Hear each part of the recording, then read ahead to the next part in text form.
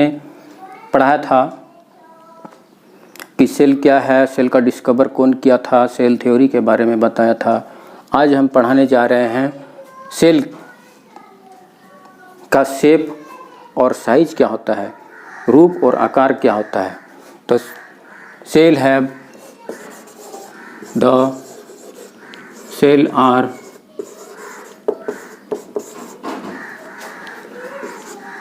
Different shape and size. Shape का मतलब क्या होता है, रूप और आकार। सेल का रूप और आकार क्या होता है, आज हम इसके बारे में डिस्कस करेंगे। ठीक है, तो सेल का जो शेप और साइज होता है वो डिफरेंट होता है, अलग अलग सेल में अलग अलग उसका साइज, उसका रूप अलग अलग होता है। ठीक है, और उसके बाद हम बता रहे हैं द मिनिमम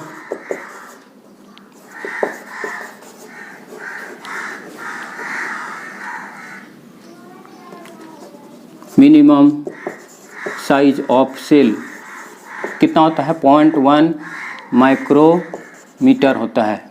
ठीक है, सबसे जो छोटी कोशिकाएं जो होती है वो कितना साइज की होती है, 0.1 माइक्रोमीटर। उसके बाद मैक्सिमम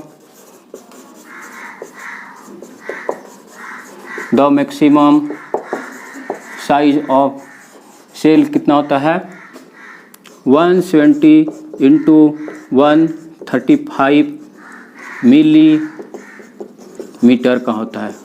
ठीक है, तो हम देख चुके हैं कितना सबसे मिनिमम साइज का कितना होता है, सेल 0.1 माइक्रोमीटर का हो सकता है। उसके बाद मैक्सिमम साइज का कितना हो सकता है, maximum size the maximum size of the cell is 170 into 135 millimetre. ठीक है, अब हम बात करते हैं सबसे स्मॉलेस्ट सेल के बारे में, द स्मॉलेस्ट सेल। स्मॉलेस्ट सबसे छोटी कोशिकाएं जो होती है वो क्या होता है, कहाँ पाया जाता है, वो बैक्टीरिया में होता है। बैक्टीरिया जो है, जीवाणु जो है, वो उसमें सबसे छोटी कोशिकाएं होती है। उसका नाम क्या है, माइकोप्लाज्मा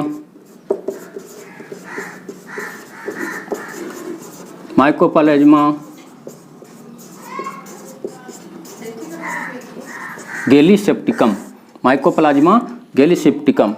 क्वेश्चन पूछता है कि सबसे छोटी कोशिका क्या होता है, कहाँ पर पाया जाता है, तो हम बता सकते हैं क्या, वो बैक्टीरिया में पाया जाता है। और कहाँ पाया जाता है, और किसके थी में, माइकोप्लाज्मा गैलीसेप्टिकम बैक्टीरिया का नाम है। इसमें सबसे स्मॉलेस्ट सेल पाया जाता है। अब हम बात करते हैं सबसे लार्जेस्ट सेल के बारे में, the largest cell of the universe. Largest cell, सबसे संसार में सबसे जो लार्जेस्ट सेल होता है वो कहाँ होता है, ओस्ट्रिच में। ओस्ट्रिच सेल में पाया जाता है। ये लगभग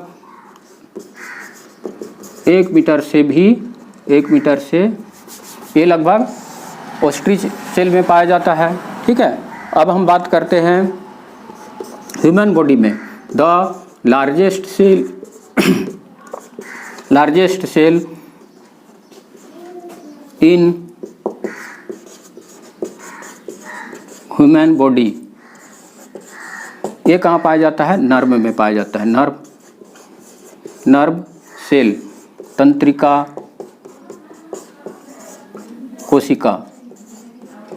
कोशिका में सबसे, हम लोग के शरीर में जो ह्यूमन बॉडी होता है उसके सेल, सबसे लार्जेस्ट सेल जो होता है ह्यूमन बॉडी में कहाँ होता है, नर्व सेल में पाया जाता है, तंत्रिका कोशिका में। ये लगभग 1 मीटर से ज़्यादा पाया जाता है। ठीक है दोस्तों, और जो साइज होता है जो सेल का, वो किस पर डिपेंड करता है, वर्क पर भी डिपेंड करता है। शरीर पर भी डिपेंड करता है। जिसके शरीर में जितना ये होता है वो साइज पर भी सेल का डिपेंड करता है। अब हम बात करेंगे शेप ऑफ द सेल, कोशिका का रूप। कोशिका का रूप क्या होता है? Size, shape of the cell, different shape.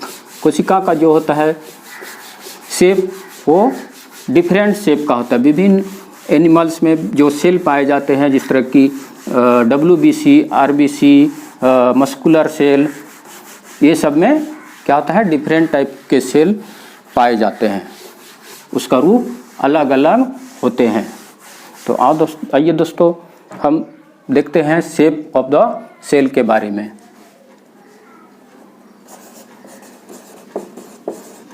Shape of cell, कोशिका का रूप। शेप ऑफ द सेल, कोशिका का रूप।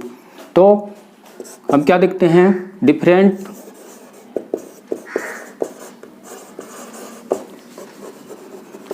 शेप के होते हैं, ठीक है, भिन्न भिन्न रूप के होते हैं। जैसे एग्जाम्पल के रूप में क्या हम दे सकते हैं, WBC, RBC, WBC,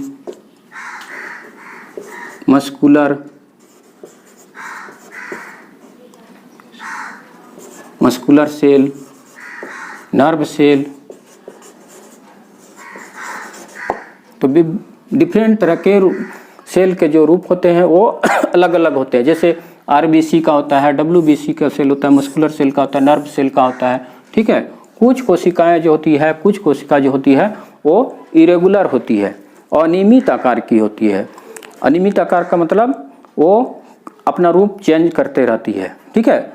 तो हम लिख सकते हैं कुछ कोशिकाएं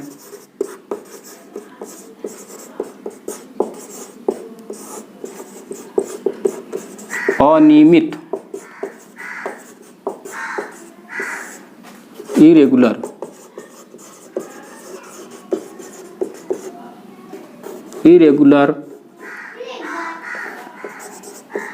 होता है। सम कोशिकाएं हैव इरेगुलर शेप, ठीक है। कुछ जैसे हम एग्जाम्पल के तौर पर ले सकते हैं, जिस तरह की WBC जो होती है, ल्यूकोसाइट्स की बातें करते हैं। ये अपना जो होता है अमीबा की तरह अपना रूप, शेप जो होता है वो बदलते रहता है, ठीक है। ये WBC हम लोग के शरीर में होते हैं, ये हर समय अपना रूप बदलते रहते हैं। उसके बाद हम लेते हैं, फिर बोल सकते हैं the shape change with their function. Function के आधार पर भी क्या होता है, सेल का आकार बदलते रहता है। जिस तरह की नर्व सेल की हम बात करते हैं, नर्व सेल, तंत्रिका तंत्र की बात करते हैं, तो ये क्या होता है, तंत्रिका कोशिका की बातें करते हैं। तो इसमें क्या होता है, तंत्रिका तंत्र में शरीर के पूरे इम्पल्स को, बॉडी के जितना विभिन्न शरीर के विभिन्न भाग से इम्पल्स को कहाँ ले जाता है, ब्रेन में, ब्रेन से फिर पूरे शरीर में इम्पल्स आता है, ठीक है। तो ये चेंज विथ देयर फंक्शन के आधार पर चेंज होते रहता है, ठीक है दोस्तों। उसके बाद फिर अब हम पढ़ते हैं, ये हो गया number of cell. Number of cell, हम शेप पढ़ लिए, साइज के बारे में जान चुके। अब हम क्या पढ़ेंगे, नंबर ऑफ द सेल। तो नंबर, प्रत्येक जीव में क्या होता है, नंबर वेरी करते रहता है। जिस तरह की हम क्या लेते हैं, एलिफेंट को लेते हैं और एक चूहा को लेते हैं, रेट को लेते हैं, तो किसके शरीर में सबसे ज़्यादा कोशिकाएं पाई जाएगी, जितने बड़े जीव होते हैं उसके शरीर में उतनी ही संख्या में कोशिका पाई जाएगी, और छोटे जीव में क्या होगा, कम संख्या में। Number of the cell is very small, ठीक है, बहुत सारी बहुत कोशिकाएं जो होता है कम पाई जाएगी।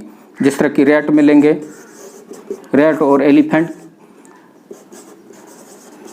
की बात करेंगे तो एलिफेंट में क्या होगा, नंबर ऑफ द सेल सबसे ज़्यादा रहेंगे और रैट में क्या होंगे, सबसे कम संख्या में, नंबर ऑफ द सेल बहुत कम संख्या में रहेंगे।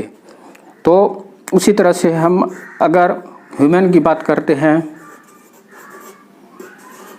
ह्यूमन में क्या होगा, अगर 60 kg के कोई भी ह्यूमन हैं तो उन सेल की संख्या कितनी होगी, 60 × 10⁻15 सेल्स, ठीक है। 16 kg के अगर हम ह्यूमन, अगर कोई व्यक्ति हैं तो उसके शरीर में कितने ये होंगे, 60 × 10⁻15 सेल कोशिकाएं पाई जाएगी। अब हम चर्चा करेंगे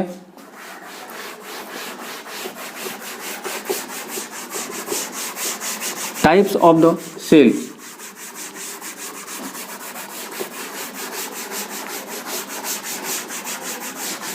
टाइप्स ऑफ द सेल, तो टाइप्स ऑफ द सेल में क्या होगा, एक होता है यूनिसेलुलर, एक होता है मल्टीसेलुलर। एक कोशिका, एक कोशिकीय जीव और बहुकोशिकीय जीव, जिसमें एक कोशिकाएं पाई जाएगी, ठीक है, जिसमें एक कोशिकाएं पाई जाएगी उसको क्या कहते हैं, यूनिसेलुलर ऑर्गेनिज्म। और सारा जो फंक्शन करेगा वो एक ही कोशिका से होगा।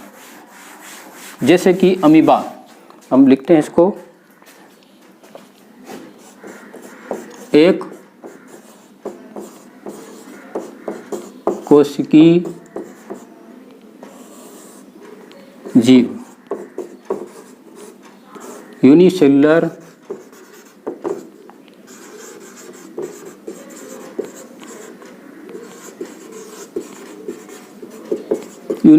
ऑर्गेनिज्म।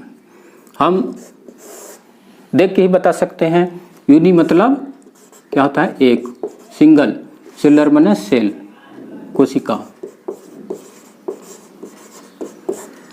जिसके शरीर में, जिस जीव के शरीर में एक ही कोशिकाएं पाई जाएगी उसको क्या कहते हैं, एक कोशिकीय जीव या यूनिसेलुलर ऑर्गेनिज्म कहते हैं। जैसे एग्जांपल हम ले सकते हैं अमीबा,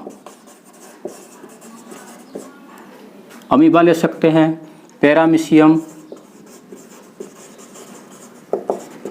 क्लेमाइडोमोनास, ये सब क्या होते हैं, एक कोशिकीय जीव होते हैं, यूनिसेलुलर जीव होते हैं। अब हम बात करते हैं दूसरा नंबर, ये पहला हो गया, ये दूसरा हो गया क्या, बहुकोशिकीय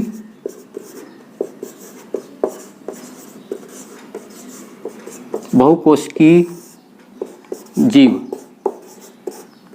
मल्टीसेलुलर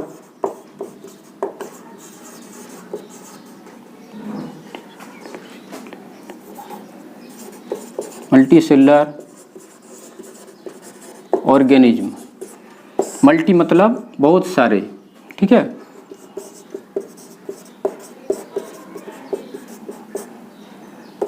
कोशिका, जिस जीव में बहुत सारी कोशिकाएं पाई जाएगी उसको क्या कहेंगे, मल्टीसेलुलर ऑर्गेनिज्म, और या कह सकते हैं हिंदी में क्या कह सकते हैं, बहुकोशिकीय जीव कह सकते हैं, ठीक है।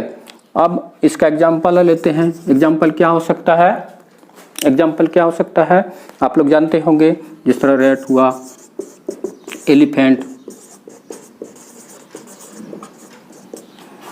उसके बाद ह्यूमन, बहुत सारे इसमें एग्जाम्पल हो सकते हैं। तो आज अगले दिन हम फिर अगले पढ़ाएंगे, अगले चीज़ को पढ़ाएंगे। इसके साथ ही दोस्तों आज का समाप्त होता है। धन्यवाद।